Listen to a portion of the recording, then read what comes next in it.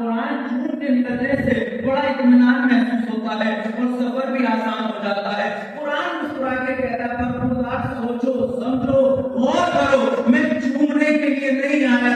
मगर तुमने मुझ पर यकीन करते हुए मुझे चूमा, मैंने अपनी ताकत का एहसास ये दिलाया, तुम्हारा देहरादून से मेमन से दिल्ली का सफर आसान कर दिया। जब मैं चूमने की किताब ना था, अगर चूम के निकले तो घंटों का सफर मुतमईन में तो पैदा करने लगा। अगर मुझको पढ़कर जिंदगी में ढाल दिया होता तो कारोबारी सफर भी आसान करता नहीं।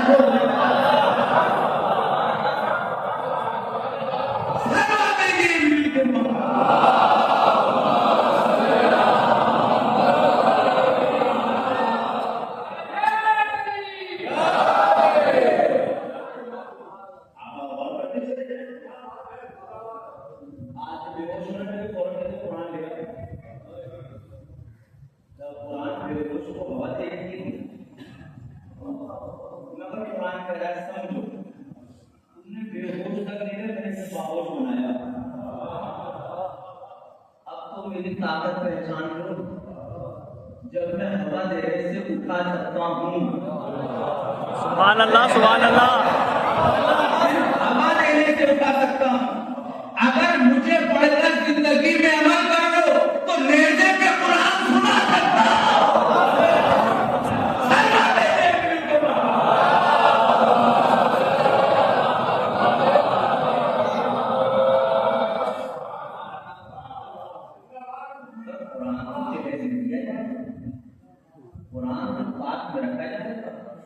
इसे ढूंढने का वक्त कहाँ?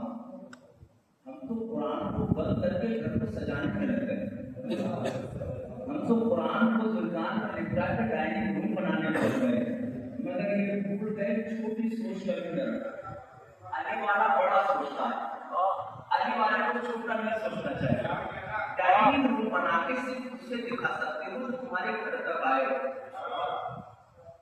बहुत बड़ी बात कैसे कहेंगे आप? अच्छा सोफा लगा के, अच्छा पंखा लगा के, अच्छी लाइट लगा के, अच्छा ऐसे लगाकर कोई देखेगा जो घर तक आए। लेकिन अगर तिलावत कुरान के लिए कुरान खोल दिया ना तो हदीस कहती नजर आती है, जिस तरह रात की तारीकी में आसमान पे सितारे नजर आते हैं, जिन घरों में तिलावत कुरान होती है आसमान वालों को वो घर सितारों के मानी नजर आते हैं। लोग घर सजा के मोहल्ले वालों को दिखा के पूछे, हम तिलावत करके आसमान वालों को दिखा के खुश होते जाते हैं। मरहूम और मरहूमा से माशरे को कितनी मोहब्बत एक तकाल की खबर आई, जनाजे में शिरकत के लिए हम चले। जनाब किसको सवाल आने वाले थे मरहूम को सवालों का जवाब देंगे। नौजवान किसको सवाल है? आने वाले को, मरने वाले को? आपने कफन दिया, किसको सवाल है? मरने वाले को या आपको?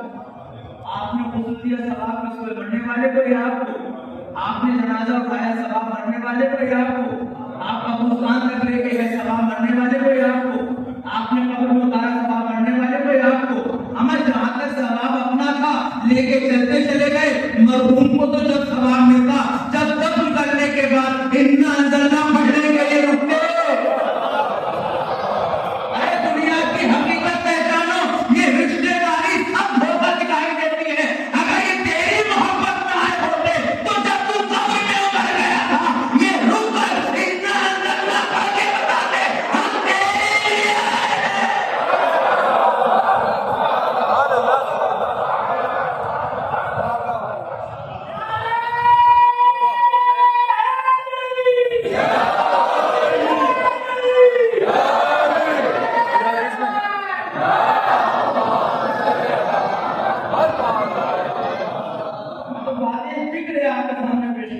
मरहूम या मरहूमा से सवाल होता, सवाल होता, अकीदत होती तो रुकते और रुक के पाते आते।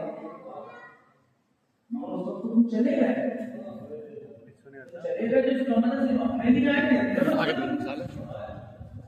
इतने मतलब ये शुक्र के सजदे करो कि अल्लाह ने इसी कौम में पैदा किया कि जिन मरहूमीन ने मरहूम के इंतकाल के बाद 1640 की बुनियाद रख दी। और ये बुनियादें भी बेमकसद नहीं रखी गई थी। सही बात। इस पर सिर्फ आप बातें करते पढ़ लेते, आप कुरान करते पढ़ते तो क्यों पैसे खर्च करके आए? ये साले सवाब की मजलिसें इसलिए रखी गई ताकि मरने वाले के भरोसा के हक में फैसला कर सकते। बहुत मैंने जो भी रखा हाथ लगाए, ये सिर्फ इसलिए रखा गया ताकि सारे रिश्तेदार आगे बैठे और बताएं कि हमारी तारीख में यतीमों के साथ जो सलूक हुआ है, जो बेवाओं के साथ सलूक हुआ है, अहले बैत के धक्के में कहीं ये बातें अब इस माशरे में हम न होने पाए। सब मिलके बैठो और भरोसा के बारे में सोचो।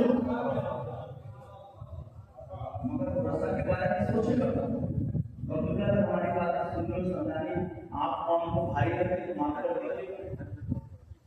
नौजवान भी पैदा हो गई है, इसलिए मोहम्मद कब तक समझाएगा, कब तक समझेगा, तो नौजवान के सारे बात के वजह से जो कहता चलो। देखिए अगर आपको सुनने और समझने में तकलीफ होती तो किसी और मजहब को इख्तियार करें। सुभान अल्लाह। उसकी मैं दलील दे रहा हूँ। जिस शियत में आपने आंखें खोली है ना, इस शियत में तो कब्र में मुर्दे को लिटा के भी सुनाया और समझाया जाता है। इस शरीयत में तो मुर्दे को कब्र में लिटा के भी कहते हैं सुन और समझ। सुभान अल्लाह, सुभान अल्लाह। मरने के बाद इस्लाह करनी ना छोड़ती हो, वो शरीयत जिंदों को बताए इस्लाह के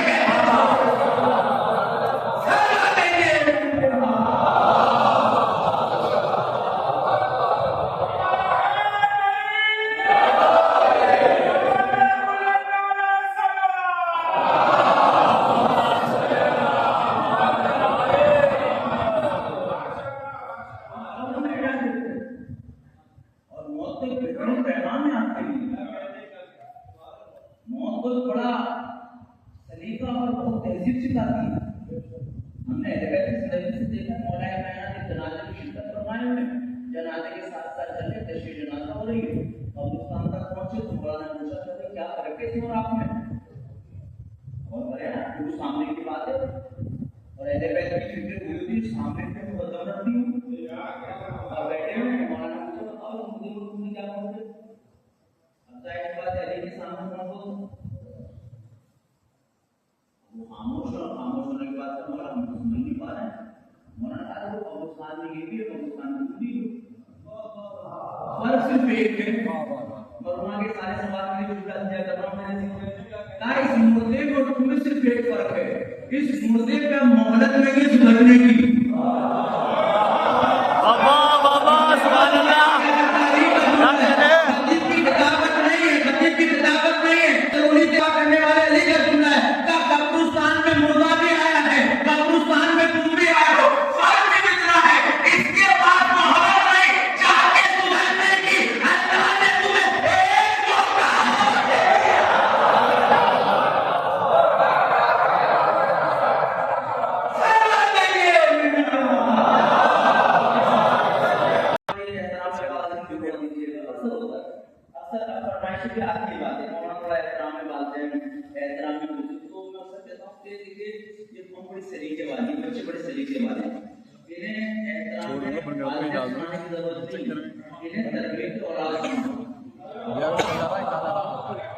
मैं दलील दे रहा हूँ। बच्चा पैदा हुआ और वक्त में बच्चा जब पैदा हुआ तो थोड़ी देर बाद प्यास तो लगती, बिजली तकाता है, बहुत प्यास लगती है।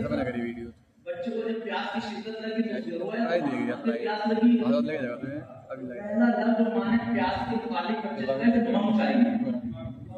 क्या चाहिए? मम। उस बच्चे को क्या पता प्यास बुझाने वाली चीज को मम कहते हैं। उसने कह दिया मम, उसके जहन में बात नहीं हो गई, प्यास बुझाते हैं उसे मम कहते हैं। बच्चा थोड़ा बड़ा हुआ, अब उसने मोहल्ले में मस्जिद में आते कह दिया मम। बाप ने हाथ दबाया, क्या कह रहा है, लोग क्या कहेंगे कि आपने कैसी तरबियत की है, अभी तक मम बैठा हुआ है। पानी के पानी, बच्चे ने पानी कह दिया। हिंदू समाज में चलने लगे तो बच्चे ने कह दिया पानी बताना हमारा मजहब क्या है। हाथ दबा के कहा जल बोल, बच्चे ने जल बोल दिया। तरक्की का जमाना था, स्कूल पढ़ने के लिए भेज दिया। माँ जाके बच्चे ने कहा कि बाबा क्या जल मिलेगा, बस फौरन बाप ने कहा बेटा तेरे एडमिशन कराने आए, यहाँ तो वाटर बोल दे। जाहिर सी बात है, 4G के 5G के जमाने के बच्चे हैं, 5G के जमाने के बच्चे हैं, सबका पैमाना लबरेज हो गया। फौरन मेरे साथ पापा सिर्फ एक चीज बता दो, मैं बचपन में भी प्यासा था, उसके बाद भी प्यासा था, फिर प्यासा था। प्यास मेरी कोई नहीं, लफ्ज़ आप बदलते रहे, मेरी प्यास आपने जल रहा मम था तो मैंने समझा जो प्यास बुझाते उसे गम कहते हैं। मेरी प्यास बढ़ी, आपने पानी कहा तो मैं समझा, जो प्यास बुझाते उसे पानी कहते हैं। मेरी प्यास बढ़ी रही, आपने जल कहा मैं समझ गया, जो प्यास बुझाते इसे जल कहते हैं। ये बताओ मेरी क्या गलती है? मैंने माशरे में जो होते देखा वो किया। मैंने बहुत बड़ी बात कह दी है। अब ये दर्दों एहतराम में बातें पढ़वाइए, हमें तुम अपने बाप की दादा की इज्जत के आदी हो। बच्चे करते देखेंगे कोई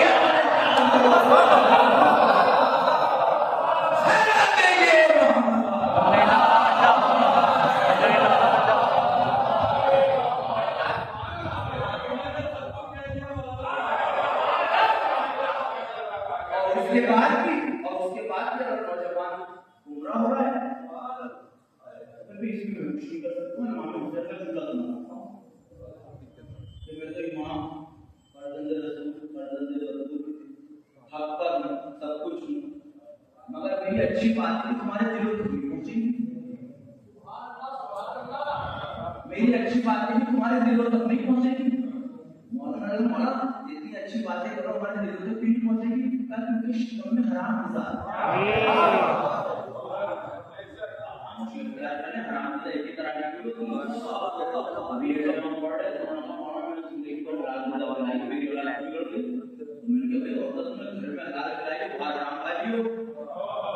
बहुत बड़ा जुमला मैंने कहा आज आप तक पहुंच जाए। ये जो घरों का कल्चर शुरू हुआ है, और कल्चर शुरू हुआ सिर्फ नजर न्याज में भी आ गया। आज बुजुर्गों के जुमलों में अमल कर गया होगा। ये जो घर माशरे का कल्चर शुरू हुआ, घर का नहीं खाएगा जवान, बाहर जाके खाएगा। उस घर की रोटी में उसको नजर नहीं आता है, जो बाहर के फास्ट फूड में उसको जायका नजर आ रहा है। याद रखना हजरत अली अलैहिस्सलाम ने फरमाया सुबह जब तारीफ होने के फला जाया करो तो एक बार फुजले को देख भी लिया करो, उस टॉयलेट को देख भी लिया करो, सोचा करो सब कुछ इसके लिए है। बुजुर्गों का जुमला है अलग से उठना मिट्टी, सब कुछ इसके लिए है। अब ये कल्चर अभी सिर्फ खाने तक आया था, लेकिन आज जो से आपको गुजारिश कर रहा हूँ, ये अभी तक कल्चर सिर्फ खानों तक था। अब हमारी जवान नस्ल इसको नजर न्याज में ले आएगी, और नजर न्याज में ले आने के बाद देखे तो बहुत सारी बरकतें नजर नहीं आई। तो मैंने कहा तुम्हारी देवा नहीं थे, वो बरकतें इसलिए रहती थी कि पहले जमाने में जो नजरों घर में बता करती थी, तो सिर्फ घर में पकता नहीं था, घर पाक होता था, लिपाई होती थी, चादर आती थी, होता था, नया पर्दा आता था, पहले में माहौल होता था। नजर का घूम रहा है, नजर का पक रहा है, तो खाली नजर जितनी देर घर में रहती थी शहजादी की आमद उतनी देर घर में रहती।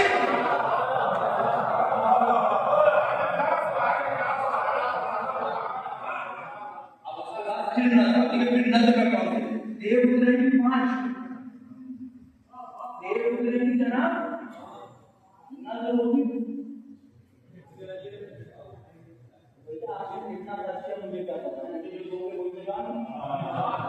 बहुत बड़ी बात है। आज जुमला आप तक पहुंच सके, आज जुमला आप तक पहुंच सके। मरहूम साहब जाफर साहब का जुमला भी अर्ज करूंगा, जिस बात दलील की सूरत में पेश करते हैं। अगर भाई आप लाखों खर्च करो, मुझे जितने लोगे पलटा के इतने ही तो दूंगा। मुझे नहीं मालूम नाम हुसैन पर आपने कितनी नेकी उतारी है, मैं तो उसे मानूंगा जिस पे नजर कराई। अब वो बता दलील को मानो बेहुरमती होगी, रिस्क की हुरमती तो वैसे भी हराम है, रिस्क की बेहुरमती तो वैसे भी हराम है। फिर एक नया तबका निकल के फिर लेके आता है, क्योंकि खैर कौन भी खाती है। अरे मेरे भाई खाई तो रही है, शिफा तो वो दे रहे हैं। जब वो शिफा देने से नहीं रोक रहे, तुम्हें खिलाने से कैसे रोक दिया?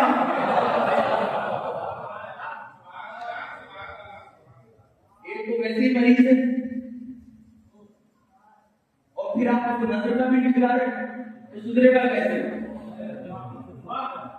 आज आप तक पहुंचा मैं बात आपसे कह रहा हूं। देखिए एक तो मरीज रूहानी मरीज में नहीं आता है, नमाज पढ़ने नहीं आता है, मस्जिद में नहीं आ रहा है, वजू नहीं कर रहा है, कुछ नहीं जानता है। एक तो दूर था वो, एक तबर्रुक का जो हलाल गुज़ा नाम हुसैन को उसके रिस्क में पहुंचती, और तबर्रुक अपना असर दिखाता है। तबर्रुक अपना सर दिखाता है, तबर्रुक अपना सर दिखाता है। यकीन ना है तुम बस्तियों में जाके देखो जिनके बच्चे तबर्रुक पर पल गए।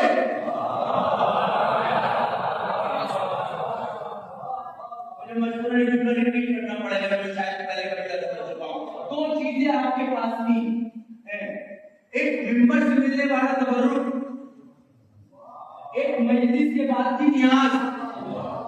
ये दो चीजें आपके पास थी, मिंबर पर मिलने वाला तबर्रुक, मजलिस के बाद की न्याज। आपका कौन सा? आपका था मिंबर से मिलने वाला तबर्रुक, मस्जिद के बाहर बटने वाली न्याज थी गैर कौम के लिए। आपने उसे जब तक अपने से मंसूब कर दिया, मिल जाए सलाखों में लगा के ले लो।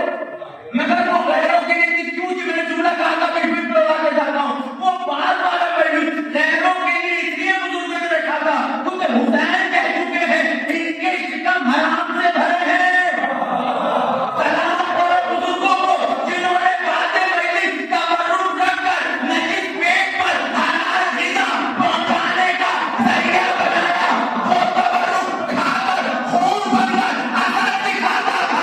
मिंबर का तबर्रुक आपके नफ्स में जाकर अखलाक पैदा कर ग़िज़ा पैदा कर अपने असर दिखाता।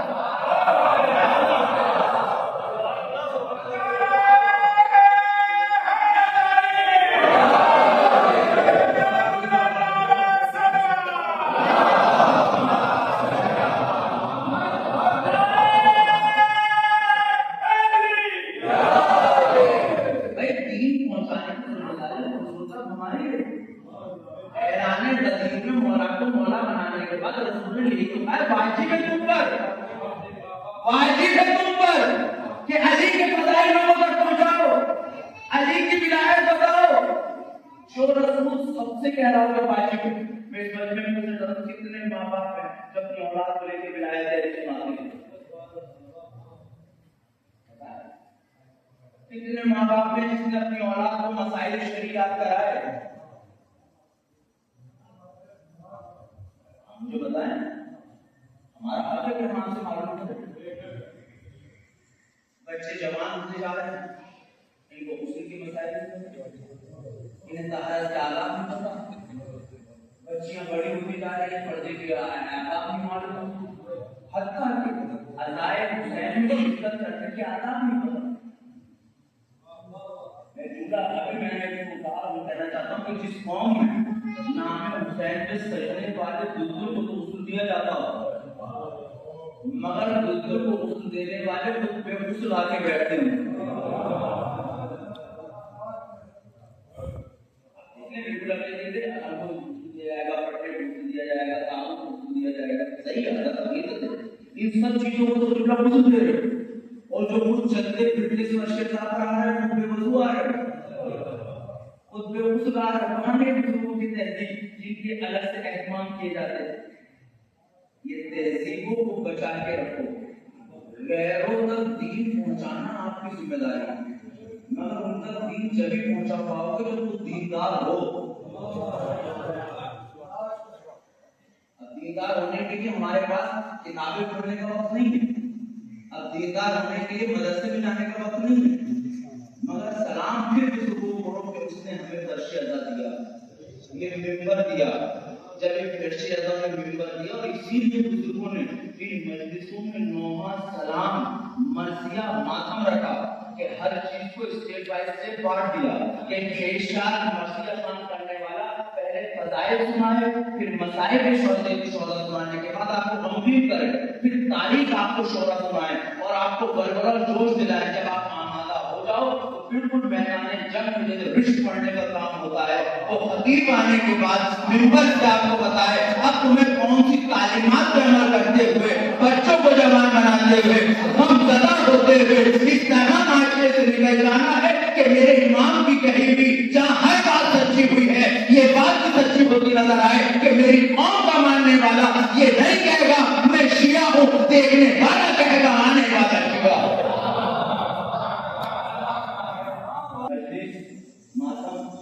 इबादत को ये लफ्ज़ आता है ना, तो खालिक के कायनात ने सिर्फ इसी चीज को पैदा किया है, तो अगर इसी चीज के लिए पैदा किया होता तो मस्जिद में पैदा करता, मस्जिद उड़ा लेता। खाली कह रहा है इबादत के लिए पैदा किया है, और सुबह उठने से लेकर रात तक सोने के बहुत से मसाइल जनाब फिक्र है। काश आप तक पहुंच जाए तो अगर सही हो तो उसको अशार नजर करने की कोशिश कीजिएगा, लोगों तक पहुंचाने की कोशिश कीजिएगा। भाई हमारे पैदा होने से लेकर मरने तक की जिंदगी है ना, पूरी जिंदगी है या नहीं भाई? उस जिंदगी में बड़ा बचपन है, बड़ापन है, लड़कपन है, जवानी है, बुढ़ापा है, कारोबार है, शादी है, मसाइल है, मौत है, सारी चीजें हैं या नहीं? अगर इबादत सिर्फ नमाज रोजे का नाम है तो फिर ये चीजें जो हमारी जिंदगी में ये क्या है? ये क्या है? रिस्क कमाना क्या है? खर्च करना क्या है? अगर रिस्क कमाना इबादत ना होता तो अली महल करने कभी ना जाते। अगर मेहमान नवाजी इबादत ना होता तो अकरमुज़ुल्लाह काफिला की हदीस ना आती। अगर सफाई का ताल्लुक दीन से ना था, निज़ाफ़त मिनल ईमान की कभी बात ना आती। आप और फरमाने की बात आते हैं। इसका मतलब अगर रिस्क कमाना भी इबादत है, बहुत कीमती जुमला है मेरे से, तो अगर रिस्क कमाना भी इबादत है, अगर रिश्तों को बचाना भी इबादत है, तो बिल्कुल इसी तरह जिस तरह नमाज के मसाइल का जानना जरूरी है, हमें अहले बैत की तालीमात से ये भी मालूम करना होगा कौन सा रिस्क कमाए, कैसे रिस्क कमाए।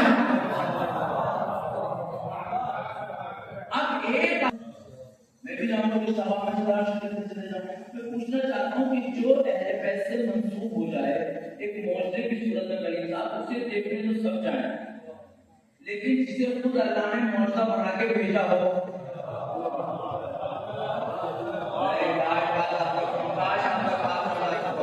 भाई एक मंसूब है, कुर्ता मंसूब, बाल मंसूब, घोड़ा मंसूब, कदम मंसूब, उसे तो देखने चौक पर चौक जाए, लेकिन जो कुरान खुद मौजूदे की सूरत में भेजी हो, जो नहजुल बलागा खुद अली का कलाम हो, जो सही पे सज्जादे खुद इमाम सज्जाद की दुआओं का सलीका हो, जो सही पे फातिमा को शहजादी की दुआएं हो, उसको ना देखना ये किस बात की दलील है? दलील ये है कि हमें पता ही नहीं कि कुरान में कितनी ताकत है, नहजुल बलागा में कितनी ताकत है, सही पे सज्जादे में कितनी ताकत है।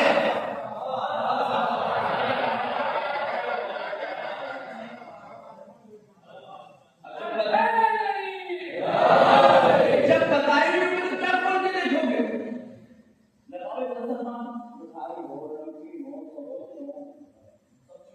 मगर सामने बैठने वाला शुगर का मरीज, बीपी का मरीज, हार्ट का मरीज, क्या क्या बढ़ाएगा तो लोग तो देंगे। अरे रहम करो, यही हाल हमारे माशरे का, यही हाल हमारे माशरे का हो चुका है। नबी जैसी शख्सियत, इमाम जैसा किरदार, कुरान जैसी किताब, मराजा कराम और उलमा जैसी शख्सियतें सब मौजूद हैं, मगर हमने चूम के जाना है। इस लायक नहीं बनना है कि लोग हमें चूम के जाए। मैंने बहुत बड़ी बात कही, बहुत बड़ी बात कही। अरे जिस देश में चमत्कार को नमस्कार होता हो, चूम के जाने की बड़ी अहमियत, और चूम के जाने की इतनी अहमियत है। हम काफी लेके जाते हैं, करबला जाते हैं, सब लोग आते जाते हैं। जब करबला से आते हैं तो आपके साथ बहुत से लोग आए होंगे। जब आप लोग करबला से आते हो तो कुछ मंगाते हो, ये लाने वाला देना कफन तो है, कफन तो अपनी जगह है, उसके अलावा कुछ तस्बीह, रुमाल, कलापा, कुछ न कुछ मस्त हो गया आता है। कितना बता दें आप, चीज आती है, उस मसले की चीज से क्या करते हैं? नाली डालते हैं, गंदी जगह रखते हैं, क्यों रखते हो सामान के? जिंदगी पर दूसरों को एतराज ना करना, थोड़ी देर अपने पे ध्यान देखना। जितनी चीजें मस्त होके आती हैं, हमारी सोच ये होती है उसकी हिफाजत की जाए, उसको गंदगी से बचाया जाए, उसको निजाकत से बचाया जाए। इसका मतलब कितना शऊर है हमारे पास, जो चीज मस्त हो जाए उसे गंदगियों से बचाया जाता है। कार जुमला तक पहुंचा सकूं तो मरूमा के सारे सवाब के लिए हो जाएगा। तो अपने फिक्रों को जरा बेदार करके सोचो कि जब एक मस्त करा हुआ कपड़े की इतनी हिफाजत की जाती है, तो जिन हाथों से उस कपड़े को मस्त कर सही को छू के आए हो,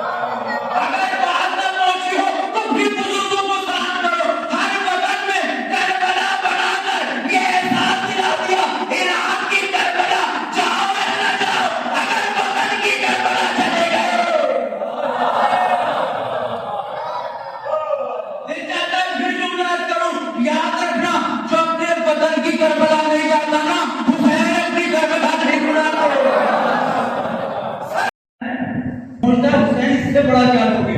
बगैर गैस के कितने ही आ जाए, आप कितना भी पकाओ तो पूरा हो जाता है। छोड़ो, ये कहते हैं कि हमें समझ में नहीं आता एक कटोरा सालन में पूरे शिरा में कैसे खिला दिया गया। अरे आगे बढ़ के अल्लाह के दे पूरी मिलाती है भगवान खाके।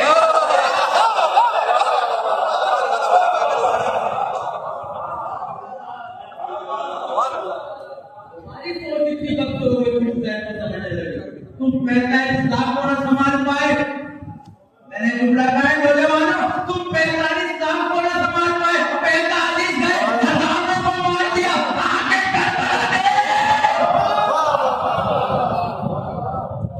हमने करोड़ों को बुला के भी संभाल लिया।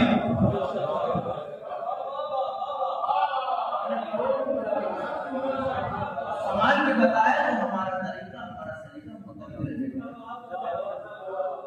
बात को खत्म करो, मेरे 50 मिनट हो चुके हैं। जो बात आपका पहुंचानी 40 मिनट में 40 से 5 मिनट लगेगा। जो बात आपका पहुंचाने की जिस मजमून के इशारे से वापस आप हमको बस करके बहुत दूसरा लेवल चेहरे दिख रहे हैं। एक तरीका है, अमल है, और हो सके तो करने की कोशिश करो। बातें करना बहुत जरूरी है कि बातें करो गाड़ी में, लेकिन पूरी बात है गाड़ी किसी की करने में ये सफर तुम्हारा इबादत दुश्मन हो सकता है। बातें तो करिए ना, मुझे भी दिल्ली जाना है, छोड़ के यहाँ से 4 घंटे ड्राइव करनी, बातें करनी। आप मोबाइल चला लेंगे कोई बात नहीं, मोबाइल चलाना तो कोई वो नहीं, लेकिन अगर मोबाइल चला तो मोबाइल को सुनना, टाइम पास के लिए ना। क्योंकि मुहर्रम में गाने नहीं सुन सकते, क्योंकि ये मोहम्मद की बात है। और आपके पास तो आपके नबी ने फरमाया कि अपनी मजलिसों को, अपनी बातों को अली के ज़िक्र से सीखो। नौजवान जब बैठो अली के ज़िक्र, अली के ज़िक्र से बड़ा सा मसला क्या है, बात ना खराब होती है। जब हम कहते हैं ज़िक्र अली करो तो लोग मुझे ज़्यादा पता नहीं करना है। अली और अहले बैत अलैहिस्सलाम की जिंदगी एक तरह की, उनकी कारोबार के बारे में बात करो, उनके अदब के बारे में बात करो, उनके अखलाक के बारे में बात करो, उनका रिश्तेदारों के साथ रहने के बारे में बात करो, दुश्मनों के साथ क्या रवैया है, ये बातें करो। जब ये बातें हम करेंगे तो हमें सलीका पैदा होगा, अपनों में कैसे रहना है, गैरों में कैसे रहना है। क्योंकि अली ने फरमाया है दुश्मन के बीच इस तरह रहो जैसे 32 दांतों के बीच में ज़बान रखी है, मिलती सबसे है दबती किसी से है।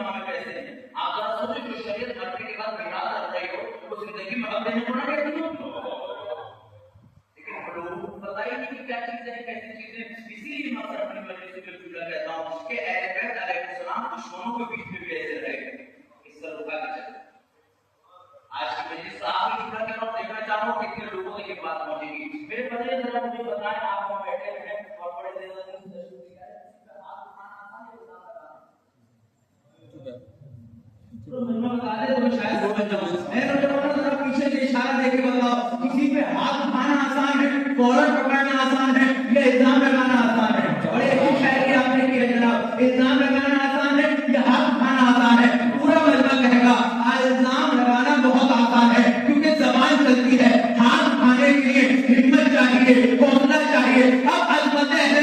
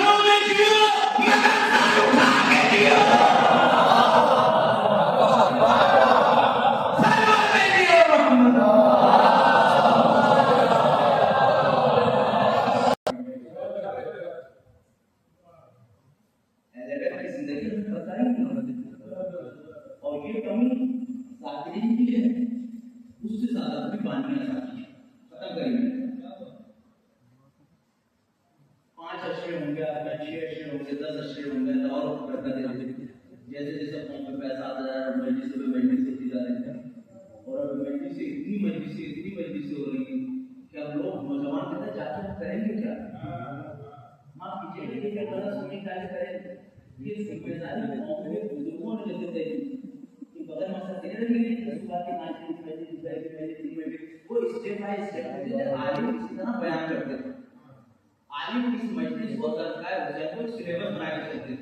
एक साथी का काम था तफसीर कुरान करता था, एक साथी का काम था तारीख इस्लाम सुनाता था, एक साथी का काम था जो अखलाक अहले बैत बयान करता था, एक साथी का काम था जो माशरत अहले बैत अलैहिस्सलाम बयान करता था।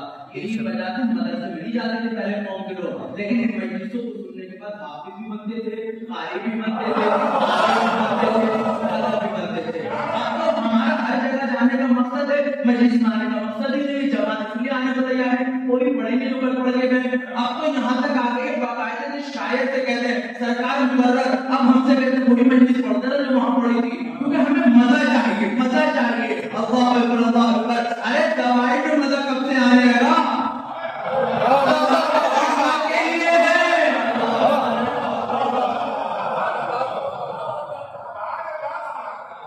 मजलिस में गए हिसाब से बेटा मजलिस कभी नहीं पिटती, नहीं हिसाब कर चुका है कि बेटा मजलिस कभी नहीं पिटती, जाके भी तो नजराना लेके चले जाता है। पिटते तो आप जो घर में बैठे रह जाते हो, एक घर बात पड़े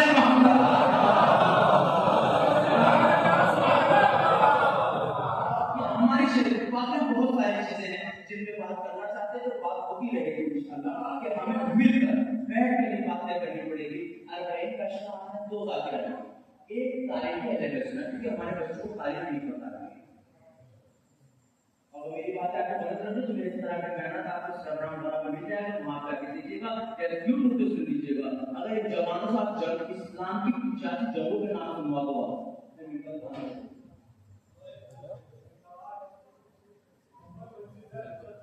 85 जगह होंगी ना, 83 जगह पैगंबर के तौर पर अगर जंगी सुनने के आदि हो तो जंगों के नाम सुना दो।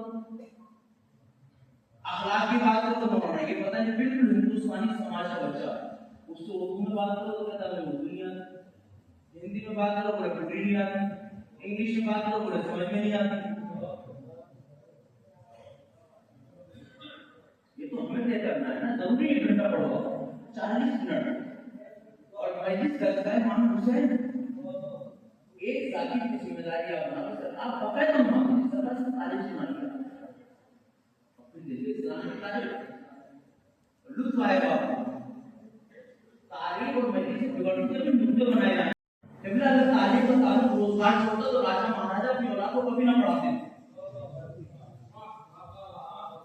राजा महाराजा अपनी औलाद को कभी ना पढ़ाते। वैसे तो एजुकेशन महात्मा गांधी ने भी छोड़ दिया है, आप पढ़ेंगे तो उन्होंने फरमाया कि तारीख और तारीख रोजगार से नहीं, तारीख इसलिए वाजिब करार दी गई थी क्योंकि तारीख के बगैर आदमी सच्चा नहीं बन सकता, तालीम और इल्म के बगैर आदमी को शऊर पैदा नहीं होगा। और शायर ने आपको तालीम हासिल करा करो, क्योंकि आपके किसी शायर ने कहा था देखो तो रोड से तालीम को कभी तेरे इधर बीच में आई, फिर उसके बाद कहते हैं हमें नौकरी नहीं मिलती, नौकरी नहीं मिलती। अरे ना मिले नौकरी, इस तरह की तो नौकरी मिलेगी।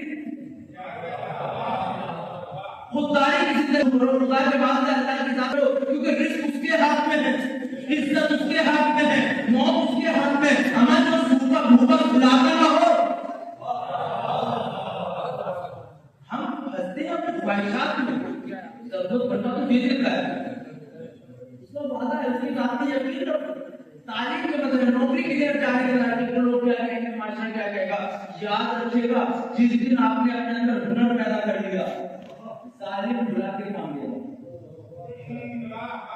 आज जुमला आप तक पहुंचा सकूं क्योंकि मैंने तारीख इस्लाम से अली अलैहिस्सलाम की जिंदगी को देखा है। अली को मुसलमानों ने काम नहीं दिया, यहूदियों ने बुला के काम दिया। मैंने पूछा क्या वजह है मौलाए कायनात को यहूदी दुश्मन होने के बाद बुला बुला के काम दे रहे हैं, तो यहूदियों ने जवाब दिया दुश्मनी अपनी जगह, ईमानदारी अपनी जगह।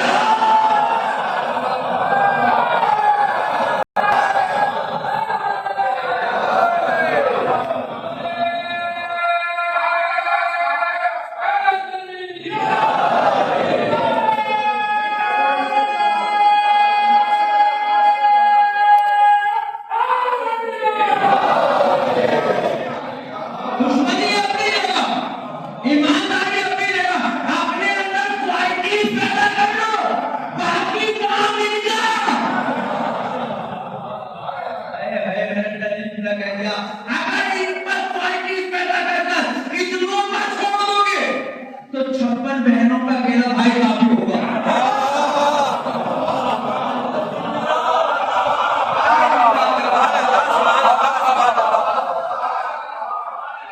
यकीन को पैदा करो, बहुत इनकी यकीन पैदा करो, इनकी साथ कराओ, बुजुर्गों की रस्मों को न ठुकराओ, आजादारी के इमाम हुसैन में सियासत न करो, आजादारी के इमाम हुसैन को उसी तहजीब और तमद्दुन से कायम करने में बुजुर्गों ने किए और उसमें शान को बीच में न लाओ। हुसैन के मसले में शान नहीं देखी जाती, वरना रसूल की शान ना थी नमाजों के लिए नाका बनना।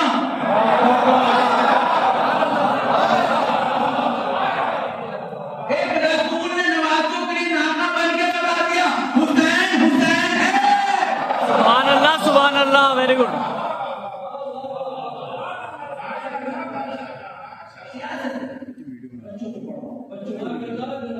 रिश्ते करो, वक्त पर रिश्ते करो। हमारे एक साथ चीजें जो मैं इसमें नहीं हो पाती, लेकिन हाँ जितनी बातें रहते हैं इन बातों पे अगर गौर करें तो गौर के सारे से बात करेंगे। और कभी आपको छोड़ने नहीं देता। अहले बैत ने तो अपना वादा उस कलीस से भी पूरा किया जिस कलीस को अपनी जिंदगी में आजाद कर दिया। अहले बैत ने तो अपना वादा उस कलीस से भी पूरा किया कि जिस कलीस को अपनी जिंदगी में आजाद कर दिया। और उस कलीस को ये मसाइल इसलिए सुना रहा हूँ, ताई मोहम्मद को मसाइल बड़े अच्छे लगते थे।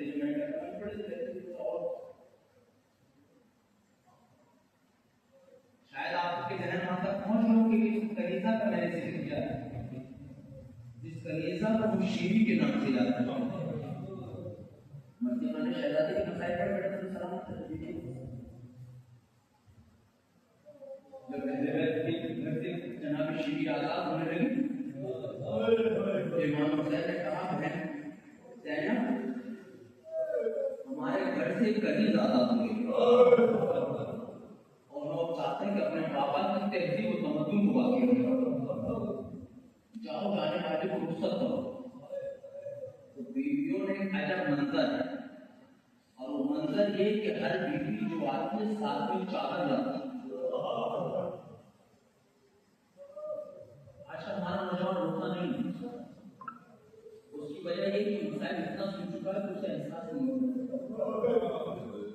जब रोना आया मेरे दोस्तों की बात हो, अल्लाह तुम्हारी बहनों को सलामत रखे, तुम्हारी माँ को सलामत रखे। जब रोना आया तो शुक्र करो कि तुम्हारे साथ हमारी 4 साल बहन चल रही हो, तुम्हारे साथ तुम्हारी बेटियां चल रही हो, तुम्हारे साथ तुम्हारी माँ चल रही हो। और कोई अगर बदकलामी करे तो दिल पे क्या बीतेगी? दिल पे जब बीतती है तो दिल फट जाता है कि हमारी ऐसी जवानी क्या। सोचो कि अहले बैत अलैहिस्सलाम के काफिले पे क्या जुल्म ढाए गए हैं। और इन मजलिसों में रोना रोना नहीं किया जाता है, रोना तो वो जो रात को बिस्तर पे जाके सो, बिस्तर पे लेटने लगो तो याद करो कि क्या था शीरी की रुखसती का। कि बीवियों ने कहा, रबाब ऐसी फिल्तर रहा शीरी खुदा आओगे, शीरी हम आएंगे। तारीफ कहती कि शीरी को इतनी चादर दी, हर बीवी ने चादर दी। शीरी ने हाथ जोड़ के इमाम हुसैन से कहा, मौला इस तोहफे कवायद तो आपके घर की तहजीब है, तमद्दुन है कि जब आप अपने घर से किसी को आजाद करते हो तो खूब नेमतें देते हो।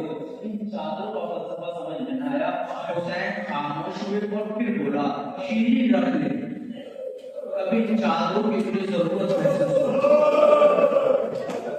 तारीफ कहती कि शीरी ने जब देख लिया कि इतनी चादरें देती हैं, इतनी नेमतें देती हैं, बस एक जुमला कहा, देखिए दिल की है तभी होता है कि शहजादे में जा तो रही हूँ, बस एक गुलामी आपकी की है, कलीसी आपकी की है, आपसे तोहफा मांगती हूँ। हुसैन करीम, हुसैन करीम, हुसैन करीम, खुदा का करीम नबी का बेटा, कि शीरी बोल क्या चाहिए? कहा वादा करो मेरे घर तशरीफ लाओ।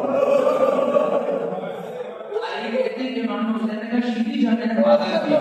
शीरी की हिम्मत बढ़ी और हिम्मत बढ़ने के बाद कहा, आका एक वादा और करो, तन्हा ना होगे, ज़ैनब को भी साथ लाओगे, मेरे शहजादी को भी साथ लाओगे। तारीफ कहते हैं हुसैन ने कहा, जा ज़ैनब जा शीरी, मैं ज़ैनब को भी साथ लाऊंगा। तारीफ कहते हैं अब जो शीरी तो शीरी तो खुशी का आलम नहीं है, उसे अपनी आजादी से ज्यादा तारीफ पढ़िएगा।